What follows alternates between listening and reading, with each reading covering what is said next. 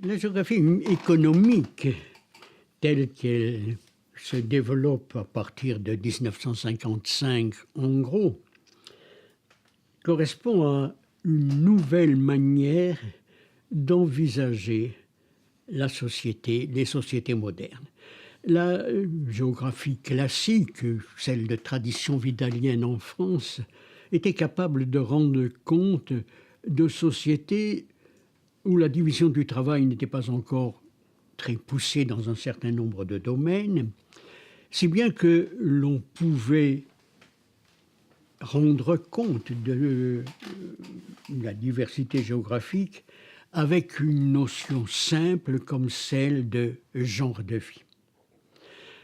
Des genres de vie agricoles, des genres de vie d'éleveurs. Mais qu'est-ce que c'est que le genre de vie d'une population urbaine?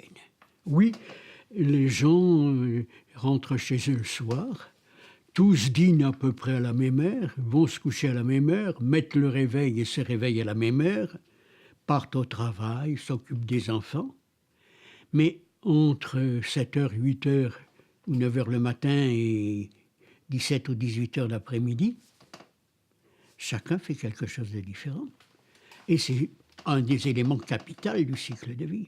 Et donc, la géographie humaine était désarmée pour aborder les problèmes d'un monde urbanisé et industrialisé. Et c'est pour ça que le détour par la géographie économique avait paru salutaire, parce que la géographie économique était capable de parler d'industrie, de la localisation des activités industrielles, de la localisation des activités de services, mais évidemment d'un point de vue qui était très restrictif, celui des activités économiques simplement. Durant les années où, tout en m'occupant de la géographie des marchés, puis de régions-nations grands espaces, je préparais une thèse sur la géographie économique de la Franche-Comté. Je me suis mis à me poser des questions sur les limites de l'approche économique. Lorsque j'analysais l'évolution de l'économie de la Franche-Comté, je pouvais expliquer, par exemple, la localisation de la sidérurgie comtoise jusqu'en 1870, lorsque c'était une sidérurgie au charbon de bois, avec les schémas imaginés par Alfred Weber, un économiste allemand, un sociologue allemand, en 1909. Mais par la suite, absolument pas. Le Haut-Doubs et le Haut-Jura étaient faits d'une série de noyaux où ici on fabriquait des montres, là on taillait les pierres précieuses, un peu plus loin on fabriquait des articles de tabletterie, de marqueterie, de bois. Ailleurs c'était des jouets, rien de commun en tout cela. Et puis le gros noyau sidérurgique, le gros noyau industriel, c'était celui de Montbéliard-Belfort, les usines Peugeot. Dans les années 60, l'usine Peugeot de Seuchot était la plus grosse usine française. Elle employait 35 000 ouvriers. C'était énorme. Mais il n'y a rien qui explique, a priori, la localisation d'une usine là. Ce n'est pas au centre du marché français. Il n'y a pas d'usine sidérurgique proche. Il n'y a pas... Et l'histoire du pays de Montbéliard est une histoire curieuse. C'est un pays protestant, le seul pays protestant en France, parce qu'il faisait partie à l'époque du comté de Wurtemberg.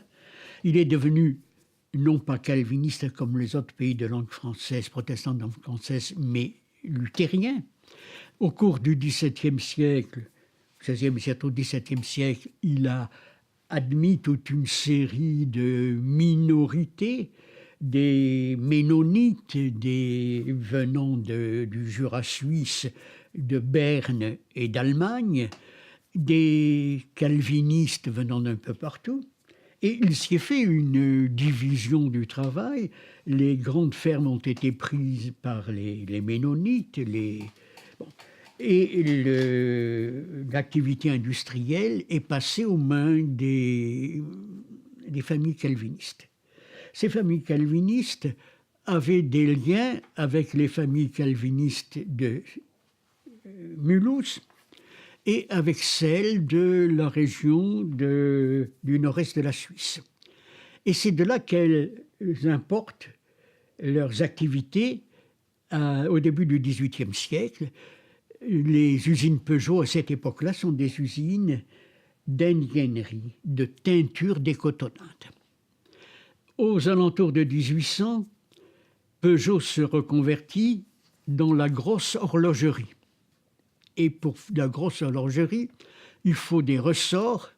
Il se spécialise dans les aciers spéciaux. Cette spécialisation dans les aciers spéciaux lui ouvre un marché sous le Second Empire, celui des baleines des crinolines. Il fait dans la mode. Avec l'invention de la bicyclette, il se met à fabriquer des rayons pour les bicyclettes et il se lance dans le cycle.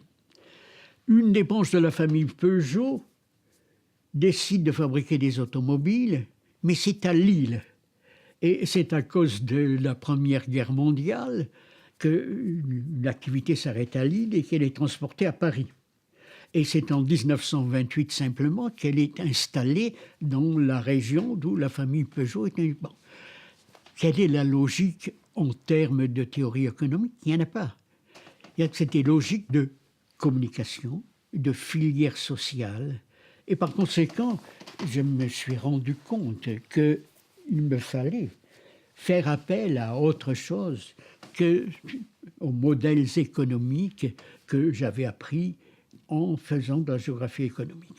Je me suis donc intéressé à ce qui était social et j'ai énormément lu d'ouvrages d'anthropologie. C'est l'époque où un certain nombre de classiques de langue anglaise ont été traduits en français, qu'ils soient américains ou qu'ils soient anglais. Je pense par exemple au Noir d'Ivan Pritchard, à Ralph Linton et à ce qu'il dit sur les modèles de l'homme et de la société. Je pense à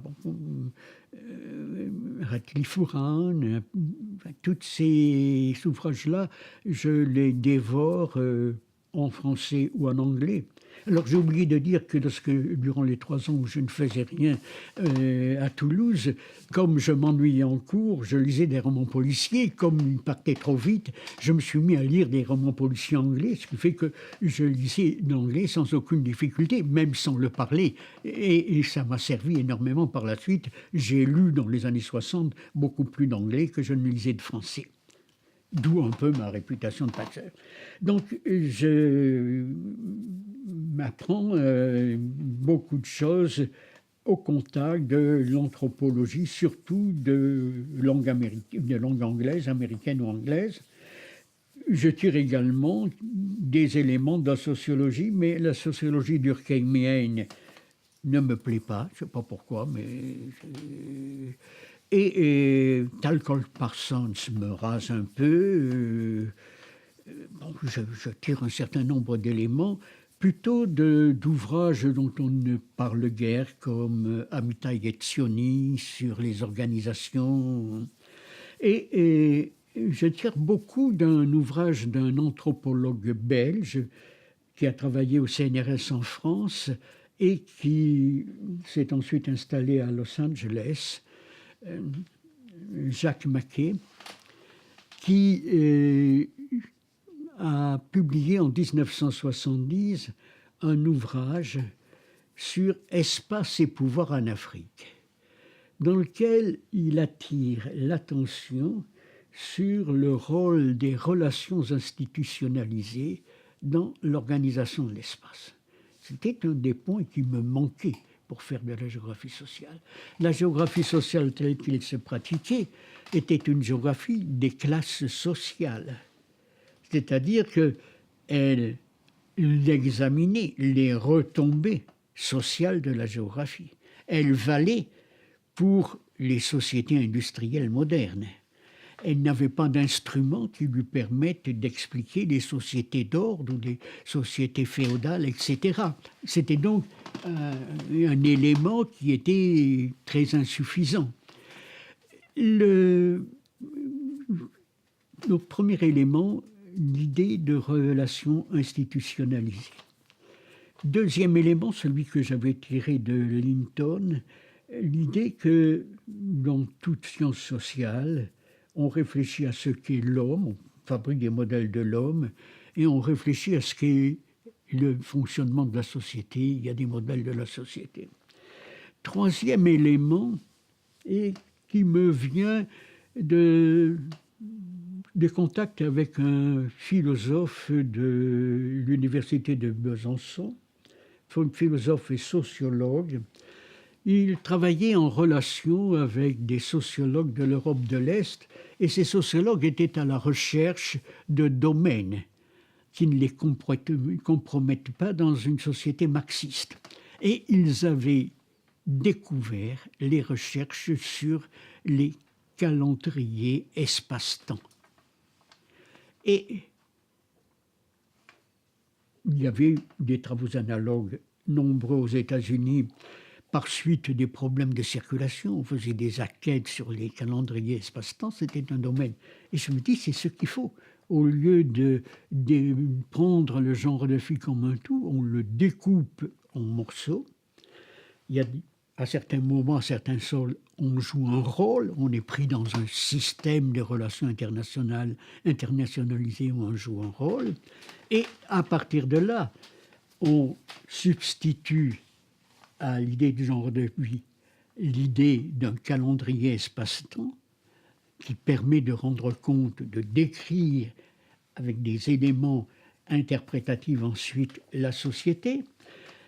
On tire de ce calendrier une ouverture sur les systèmes de relations institutionnalisés, donc sur l'espace. On tire également une ouverture sur deux formes de collectivité. On appartient à une collectivité sociale pour des raisons objectives. On travaille dans une usine, on est ouvrier. Et on peut appartenir à autre chose lorsqu'on a conscience de ce qu'on a en commun. Et c'est un problème géographique, celui de la communication entre des gens diversifiés. Le passage de la collectivité à la classe au sens classique du terme est un problème de communication. Et c'est donc ceci que je décide de mettre bout à bout et auquel je consacre en 1973 les principes de géographie sociale qui mettent bout à bout ces éléments. Je pense donc offrir là quelque chose qui permet de structurer pour des géographes les études sociales. C'est une perspective qui permet d'introduire l'espace sous différentes, à la fois dans l'anthropologie, dans la sociologie et dans la géographie. Et c'est à partir de cela que je travaille durant toutes les années 70. Je passe les années 70 à m'occuper de l'élargissement de la nouvelle géographie à la géographie humaine dans son ensemble et non pas à la géographie économique seule. Je ne suis pas le seul à le faire, et en particulier en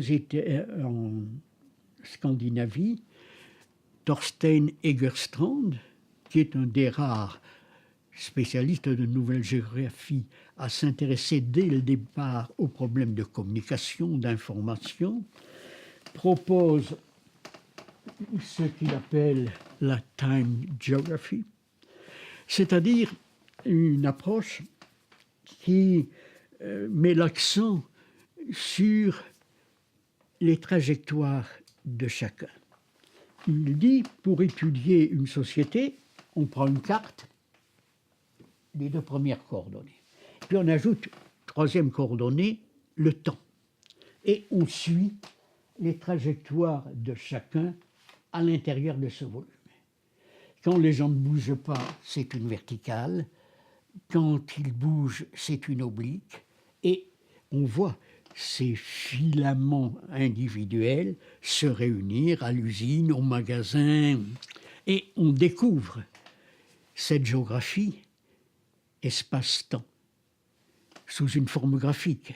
C'est la même idée que moi, mais exprimée sous une forme graphique. Autrement dit, il rebâtit une géographie à partir de cela, et cette géographie a un impact considérable en Angleterre, un peu plus tard, dans les années 1980, où elle sert à renouveler les études régionales. Je commence à appliquer des idées que j'ai mises au plan dans les principes de géographie sociale à la géographie humaine dans son ensemble. Ceci dans un but pédagogique. Il n'y avait pour ainsi dire pas de traité de géographie humaine.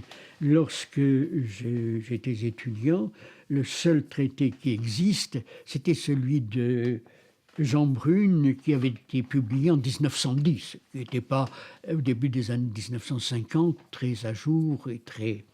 Bon, il y en avait eu quelques-uns, mais bon, qui ne me satisfaisaient pas. Et j'ai donc essayé de proposer une vision de la géographie qui combine à la fois ce qu'apportait la géographie que l'on dit villadienne, et n'était en réalité qu'une partie de celle-là, et puis les apports de la nouvelle géographie. Et j'en ai tiré un ouvrage sur un manuel de géographie humaine que j'ai publié, autant que je me souvienne, c'est en 1975 ou 1974, peut-être, je ne me souviens pas. C'est une réédition, donc je ne peux pas vous le dire. Alors, je vous offre une réédition. L'édition originale était en rouge, ce qui fait que mes collègues me charriaient en disant « Tu as publié ton petit livre rouge. » Bon, celui-ci est vert. Alors, cette géographie humaine, elle incorpore l'apport classique dans la mesure où elle fait une place importante au rapport des hommes et du milieu, mais je les éclaire par ce que l'écologie a apporté dans les années 50 et 60, en particulier à la suite des travaux d'Odum, une écologie qui met l'accent sur les flux de matière et d'énergie à l'intérieur du monde vivant. Ce n'est pas la seule forme d'écologie moderne, il y a une forme qui est parallèle et assez différente et qui met l'accent sur le patrimoine génétique, sur les poules génétiques qui sont présents dans les écosystèmes et sur les problèmes de leur évolution, sur les problèmes de résilience en particulier. Bon, c'est la partie énergétique que je mets à contribution.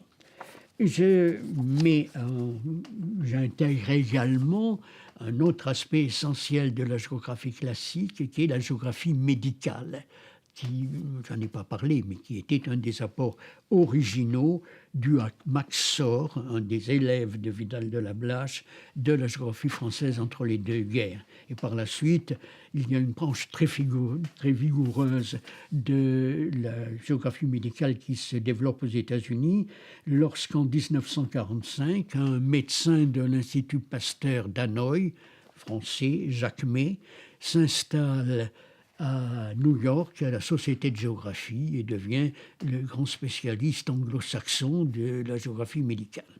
Donc j'intègre cela et j'intègre la géographie humaine, la géographie sociale générale, ce que j'appelle la géographie sociale humaine, où je parle de l'analyse des rôles comme base de toute description, où je parle des rôles des systèmes de relations institutionnalisées et où je parle de l'économie, la partie de la géographie économique qui me paraît utile. Et puis j'y ajoute quelque chose auquel je commence à m'intéresser, un chapitre sur la géographie culturelle, puisque j'avais toujours aimé les ouvrages publiés en France par Pierre Desfontaines, ce qu'il avait écrit et ce qu'il avait dirigé dans la collection L'homme et la forêt, L'homme et la charrue, L'homme et l'hiver au Canada, l'homme, des problèmes qui sont plutôt culturels, des problèmes. Il s'intéressait par exemple, Desfontaines est un géographe français dont la carrière était internationale. Il avait vécu en Tchécoslovaquie, au Québec, au Brésil et en Espagne. Une carrière qui n'est pas une carrière universitaire académique française, elle se passe à l'étranger. Et il y a chez Desfontaines, grâce à cela, une ouverture à la diversité. Par exemple, au Brésil, ce qui le fascine, c'est les villes du dimanche. Des villes qui n'existent que pour aller à la messe, pour une population dispersée. Les gens vivent dispersés et le dimanche, ils ont une petite hutte, une cabane dans une ville qui n'existe que ce jour-là pour la messe. C'est des choses comme ça. Donc, on est en plein culturel qui le fascine. Donc je l'avais beaucoup aimé. J'avais également aimé les travaux de Carl Sauer aux États-Unis et toute l'école de Berkeley qui étaient des travaux de géographie culturelle. Donc je commence à m'intéresser à cela. Mais dans la mécanique sociale que j'avais mise en évidence dans les principes de géographie sociale, il y avait un aspect qui me paraissait important, celui qui a trait au pouvoir. La géographie politique, telle qu'elle était née à la fin du XIXe siècle, ne s'intéressait qu'à l'État, au territoire, à ses frontières, à sa capitale. Elle ignorait la vie économique à l'intérieur. Elle s'intéressait à l'espace comme support des activités, mais surtout agricoles, ce qui fait que l'espace venait à manquer. Il fallait de l'espace vital. Et par conséquent, c'était une géographie des rapports de puissance et pas de coopération. C'était très limité. Et je cherchais quelque chose de plus large et je tombe à ce moment-là sur Max Weber, un certain nombre de travaux de Max Weber. Alors ça m'avait intéressé, et en particulier, il analyse le pouvoir comme la combinaison du jeu de la violence et de la force physique, ou de leurs menaces, du jeu de l'influence intellectuelle, celle qui légitime le pouvoir, qui fait que vous avez une autorité, que vous n'avez pas besoin de montrer le gros bâton dont on sait que vous le tenez dans votre dos pourtant. Et ça prend également la forme de la domination économique. Il y a des moments où vous ne pouvez pas faire autrement que de passer par les conditions de vos employeurs.